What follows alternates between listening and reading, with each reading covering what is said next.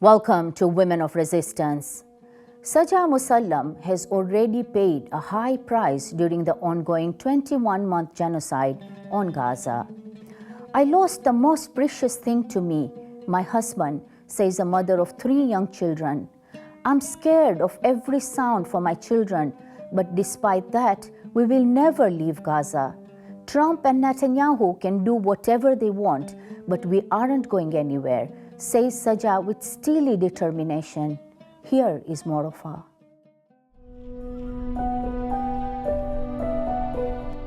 There are some people you feel are old souls. A young body, but with a spirit that radiates a knowledge born from being wise beyond mere years. Meet Gaza's latest hero. أنا سجا مسلم، مواليد 2005. قبل ما انولد بشهرين اتحررت غزة من اليهود. أبي بشتغل أشغال حرة وأمي ربة بيت. Gaza, under direct occupation, was all Saja has ever known throughout her young life. Despite it all, a loving home was at its very center. الأيام اللي كنا مبسوطين فيها أيام الروضة، لما كنا نطلع نلعب مع صحباتي، لما نستنى أبوي يروح من الشغل يعطينا شيكل. الحياة الحزينة مثلا لما تطلب من أبوك إشي وما يقدرش إنه يربي لك إياها، يعني كنا نزعل من الإشي هذا. فجينا أبوي بعد فترة يعني ويجيب لنا إياها مع إنه الوضع يعني صعب.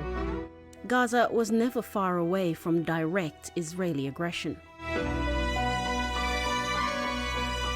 حضرنا 2014، حضرنا 2019 و2021. التجربة كانت صعبة في 2014 نزحنا من بيتنا ورحنا على مدارس، لأنه كان الخبط كله رزح حوالينا. طب فينا الجرف في المدارس، والمية كانت ما تجيش، والكهرب ما تجيش، وكانوا مضايقين علينا بكل حاجة اليهود. كانت الحياة صعبة جدا. وبعد الحرب يعني هدينا شوي من اللي احنا فيه.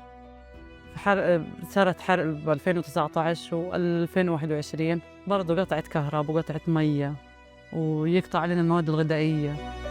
The realities of life in Gaza meant Saja had to shelve some of her ambitions, but the desire to now push on is fueled by her responsibilities as a mother, an example to her 3 young children. ما درستش أنا جامعة، درست في مدرسة الرازي ولعن ثالثة إعدادي. بعد هيك تجوزت، ما قدرتش يعني أكمل الجامعة. كان نفسي إني أطلع معلمة رياضيات، بس صارت الظروف وما قدرتش إني أكمل الجامعة. كانت حياتها كطالبة ألبس وراء على المدرسة أجهز حالي وأروح أشوف أبلاطي صحباتي. يعني كنت مبسوطة لما أشوف صحباتي وأشوف والفرصة ونقعد أنا وصحباتي ونجيب ونعمل. كان نفسي أنا أتعلم وأصير حتى أبلط رياضية. كانت الشهادة حلوة وكويس إنها تكون مع المرأة عشان نقدر أربي أولادي وأدرسهم أبني لهم مستقبل كويس. بس اتجوزت وما صارش نصيب. بس أنا الحين بدي أقدر إني مصيري لأولادي. It is membership to a club no one wants to be in. The widows of the genocide clan. After the martyrdom of her husband, an even deeper fear has been unlocked. How to keep her young children safe. في الإبادة الجماعية فقدت أعز ما أملك وسندي جوزي.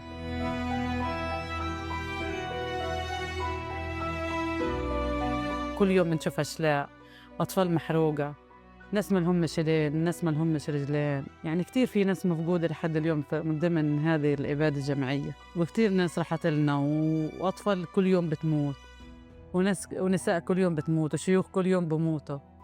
يعني بنعاني إحنا في الحرب هذه. وصرت كل ما أسمع صوت الدب أخاف على أولادي، أصير أغطيهم بأي شيء عشان ما تقربش عليهم الشظايا. وصرنا نخاف من أي دبة بتصير جنبنا أو أي طخ يصير حوالينا. مكفي أولادي لسه صغار وبخافوا من صوت الدب. يعني أول ما يسمع صوت الدب بصير يصيحوا بوجهه حواليا، وبخاف من في يوم من الأيام انحرم منهم.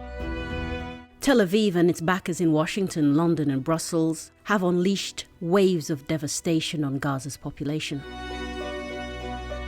هذه حرب طاحنة جدا. قصفت مساجد، قصفت مستشفيات، قصفت مدارس. حتى فيش مستقبل لحياتنا ولا في أساس لحياتنا. Though difficult, the old life in Gaza is remembered fondly in comparison to the present hellscape. قبل 7 أكتوبر كانت حياتنا رائعة جدا مع جوزي ومع ست جوزي ومع أولادي. كنا نطلع على البحر، ياخدنا حديقة الحيوان، ياخدنا على غزة، ياخدنا على المنتزه، يطششنا، يجيب لنا فواكه، يجيب لنا حاجات، يجيب لنا كل حاجة. ما كناش محرومين من شيء. ما بعد 7 أكتوبر تغير كل حاجة. راح بيتي وراح جوزي وراح ست جوزي اللي كانت معايشة معي، وراح أعز ما نملك راح منا. Saja has summoned a superhuman strength simply because her new situation has forced her hand. وصرت أنا مسؤولة من 3 أطفال، ولولا ربنا بس اللي برزقني وقادر إني أربيهم، وأنا الحين مسؤولة فيهم وقايمة فيهم، ولازم أعملهم كل شيء. حتى لو فيش معي لازم أدبر لهم عشان أعيشهم. It is now clear that Netanyahu and his fellow genocidal backers miscalculated the depth of Palestinians' attachments to their homeland. They severely overestimated the results of their barbarity. Palestinians have a higher authority, and martyrdom in service to their faith is to be embraced, not feared. إحنا مش حنطلع من غزة، ويخطط زي ما هو يخطط هو ونتنياهو زي ما بده، وزي ما بقول بدي يحول غزة سنغافورة. إحنا صامدين في أرض الرباط ليوم الدين، صامدين في غزة ومش حنطلع منها، ويعمل اللي بده إياه هو ونتنياهو.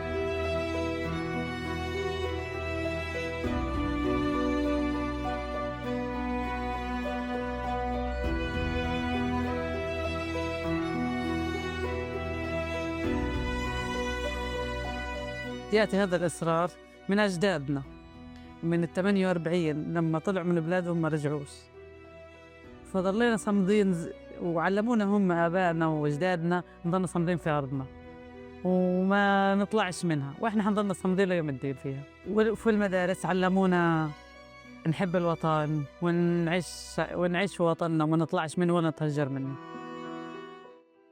Saja knows despite her circumstances, she has a renewed sense of inspiration. واللي خلاني صامدة وأكون قوية في هذه الحرب بعد ما استشهد جوزي، صرت أنا المسؤولة عن أولادي وأنا اللي بدي أقوم فيهم، فأنا بقوي حالي عشان أقدر أربي أولادي، وربنا يعطيني قوة كمان عشان أقدر وأكون ساند أولادي. With her support system now destroyed, Saja now faces an uphill battle every day simply to keep her children alive. الوضع صعب جدا. بنعيش في إنه جوزي وسته طلعوا من تحت الركام، شهداء طبعا، وعايشين في خيام، وحياة الخيام صعبة جدا جدا جدا، من قلة تغذية، والأطفال دايما فيهم جرب من البعوض والدبان والشوب اللي بنعيشه في الخيام. حياتنا كتير صعبة في الخيام، كتير كتير صعبة، وتسكيرة المعابر هاي مأثر علينا بشكل مش طبيعي، وعلى الأطفال عندهم أطفال سوء تغذية، وقلة المياه، قلة الأكل، قلة الأدوية، هاي بتأثر علينا وعلى الأطفال. الوضع كتير صعب، وبتمنى يعني إنه إن شاء الله يا رب تفتح المعابر. ولقيت عشان فيش حاجات بتخش في قطاع غزة، ما فيش تكيات، والوضع سيء جدا في قطاع غزة. The ordinary global citizen has not forgotten Gaza's brave people, but to those living under the threat of death every day from every angle, the actions of our governments tell a different story. عالم سيء جدا، عالم متخاذل وما وقفش معنا، ووقت لما فكر إنه يقف معنا بعت لنا أكفان، لأنه هو راضي على اللي بيصير فينا وعلى الحياة اللي احنا عايشينها وعلى الموت وعلى التقطيع اللي بيصير فينا والمذابح اللي بتصير فينا من الجيش الاحتلال، وأطفالنا بتموت وبتتقطع، وهم بتبعتوا لنا أكفان إنه نتكفن فيها. عالم صعب جدا جدا جدا. حسبي الله ونعم الوكيل. The genocide in Gaza is not just a taker of lives, it's a killer of dreams. For over 21 months, Gazans have had no other choice than focus on simply staying alive. This leaves no space for ambition, thoughts of the future. This genocide's biggest victim has been hope. But Saja is fighting that sense of hopelessness. There is something beyond the killings, the maimings, the utter destruction, and she's determined to find it. تنتهي الحرب على قطاع غزة، وإنه كيف أطمح للمستقبل لأولادي، إنه تنتهي الحرب على الآخر، وأحقق اللي كنت أنا بدي إياه في طفولتي أعمله بطفولتي أعمله لأولادي. يعني في مستقبلهم أقدر أبني لهم مستقبلهم، واللي أنا ما عشتوش أعيشه لأولادي. أدرسهم وأعيشهم أحلى حياة، اللي أنا ما عشتوش أعيشه لأولادي، وكيف بدي أقدر أعيش هذا الأولاد في انتهاء الحرب، إنها تخلص الحرب على قطاع غزة. Saja and so many other Gazans experiencing the same fate are issuing a rallying cry to the world. Let's heed their call. إن العالم تقف جنبنا بكف صمت، احكوا اللي بيصير في غزة، والله العظيم إحنا أهل غزة وأهل فلسطين عامة إحنا تعبنا من اللي بيصير فينا من جيش الاحتلال. احكوا بكفي خلصونا من اللي إحنا فيه وانتهوا وخلصوا الحرب، يعني لأنه إحنا تعبنا، شعب غزة تعب كتير. أنا كامرأة من بين 2 مليون امرأة مش حابة أي امرأة تخش في اللي أنا خشيته، أو يعني امرأة تفقد أولادها وتفقد جوزها وتعيش الحياة اللي أنا عشتها. فبتمنى كل العالم تسمع رسالتي، وبتمنى إنه كل هذا الظلم اللي إحنا فيه يخلص.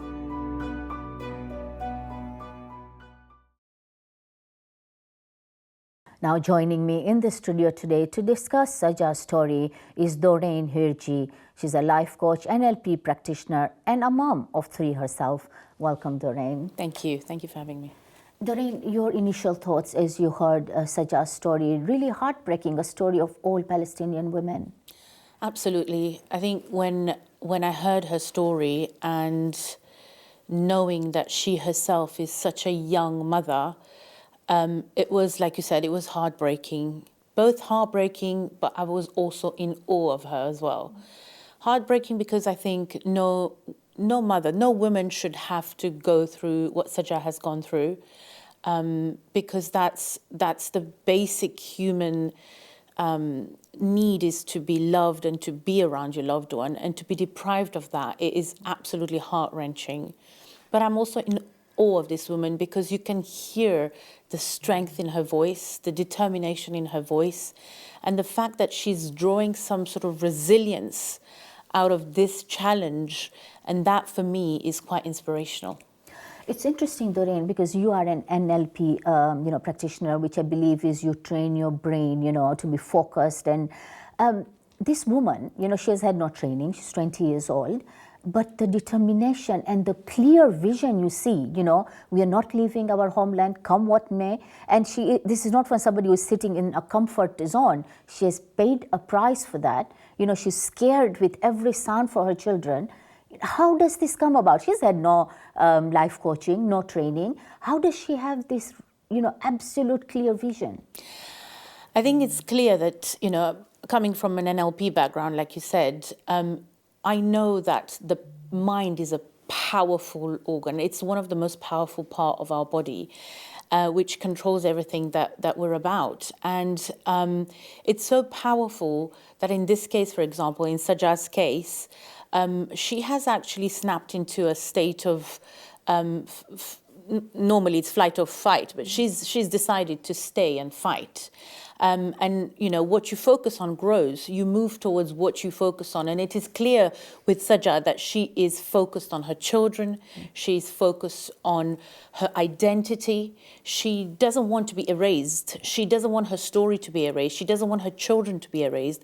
You can feel a conflict within her because she talks about how she herself has just come out of teenagehood. She's only 20 years old. So she's just a child herself, or just coming out of childhood. And she had a dream, which was to be a maths teacher. But she is still holding on to the hope that her children, she talked about controlling the fate of her children. So she still has that hope that there is a future for her children. But also at the same time, she talks about seeing children being bombed every day. So there is that conflict within her, and the fact that she's got that resilience and that hope. Yeah. I think, generationally, you can tell that she's gone through it. She's gone through many wars, and she knows what to do. As soon as her husband left, she snapped into a state of survival, which is amazing to watch. I mean, I completely understand what you're saying, but I still find it really difficult, to understand. Like, she watched her husband and her mother-in-law, her only support system, because they were living together, pulled out of rubble, having been martyred. There is constant sound of this bombing happening. She's scared that she might lose her children or herself and leave, these children orphaned. There's no food. There's no water getting in. There's no medication. She talks about how the children are suffering in the heat. And how does a 20-year-old, Doureine, when we know our 20-year-olds here, can barely manage to get out of bed on time in the mornings, how does this woman do it? I think that that's the beauty of the human mind, and also the fact that we were created so perfectly by God, that she has actually developed a coping mechanism. And her coping mechanism is to hold on to her 3 children, hold on to their safety and their protection. And like you said, it's not something that she probably consciously is aware of it, but it's just something that has awakened within her, that she knows she's got to feed her 3 children. She talks about the fact that I have been given these 3 children by God, and she lives for them. She's coping through small things. It doesn't have to be major things. She talks about her own memories being a child. She talks about her being happy as a child. She talks about her being happy before October the 7th, about her married life and her life with her children. So she's really holding on to that. She's holding on to the beautiful and innocent faces of her children, seeing them, when they're drinking and when they're eating. Just that satisfaction is, it feels to me that it makes her feel like she can keep on going. And holding on to faith as well. Absolutely. Now, I'm interested, Doureine, because you are a life coach and you speak to people, with a lot of mental health issues in the UK at the moment, as we know. What is it that, makes us less resilient? I don't want to say that mental health is, you're not strong. It's not that. There's a medical reasons why people can be very ill. But we find increasingly, we have less and less ability to face challenges, What is it about these women? It's not just Saja. We speak to all Palestinian women. They have this absolute resilience. Do you think, is it because we have too much? Do we not have something to strive for? I think what she has is a purpose. She has a clear vision. And what she has, which perhaps we lack a little bit, is faith. It has been clear from her interview that she mentions God time and time again. She has lost her support. We have support system here in the UK. We have help. We have our families. She's losing what is her most important pillar. And yet she's able to partner with God. And she says that, she mentions the ayat of the Quran, that Allah is sufficient. Yeah. And I think that unwavering and unshakable faith is what keeps her being resilient. And also sometimes when you lose everything, you lose maybe everything around you, but what you can tell clearly, she doesn't want to lose herself. Okay. She doesn't want to lose her kids. And yes, I think sometimes when we have a lot around us, it becomes, it's easy to kind of give up. We give up easily because we have too much to choose from. We don't have enough steadfastness, whereas you can tell from even the tone of her voice is so strong. She is such a confident woman. I wonder sometimes what would have been her fate if she had all the resources that we would have and where she would reach in her life. Because she has a dream of being a maths teacher. Let's talk about that in a bit. But just to remind our viewers, you're watching Women of Resistance, where we highlight the plight of women who are subjected to a genocide in Gaza. Doureine, let's talk about us, but collectively as an ummah. She talks about the Muslim and Arab countries in the region. When they need help, they need food, there's Egypt nearby. There's nothing coming in. What they're sending is shrouds. And she says, it's like they are in acceptance of the fact that this is our fate. Where have we gone wrong as a Muslim ummah? It's really heartbreaking, actually, to see and to witness that in today's age, when we have so much resources, that this is actually happening. And I think, in the Quran, Allah says, we are one body. And when one part of the body hurts, the whole body does hurt. Yet, I think we are now, unfortunately, reaching times where we are losing the very fabric of our faith, which is compassion, which is love, which is peace, which is care. I think we're losing that sense of caring for one another. And I also think that, this kind of shows that maybe the value of human life doesn't count anymore. A human life, priorities have changed. Is it that life doesn't count, or is it because some lives count more than others? Some life counts more than others. And I think that, she herself is saying that if the world is giving up on us, I'm not going to give up on myself, and I'm not going to give up on my children. Yeah. And actually, we and the Muslim countries around she's a role model to them, I would say, because you can tell priorities is around different things now. It's around money, it's around other partnerships, and we're forgetting who we are. And I wonder where this world is heading towards if we continue in this direction. Absolutely. And the other thing, she talks about is instead of asking for money, she says, speak about us, don't be silent, keep talking about us. Doureine, we have been speaking, we try, we have marches, we have processions, but the genocide doesn't stop. What can we do? What more can we do?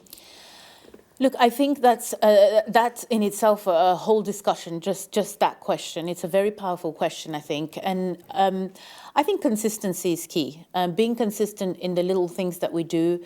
And, some people are able to keep donating, don't give up. Just the fact that, she's asking us, she's calling out to us. It sounds a bit like the call of Hal min Nasirin, and it's very similar to that. Don't forget about us. They do rely on us. And it's whether it's donating, continuing protests, continuing whatever lobbying, and everyone is doing the bit that they can. No judgments on what is one doing, why aren't you doing that, whether that's not supporting certain companies.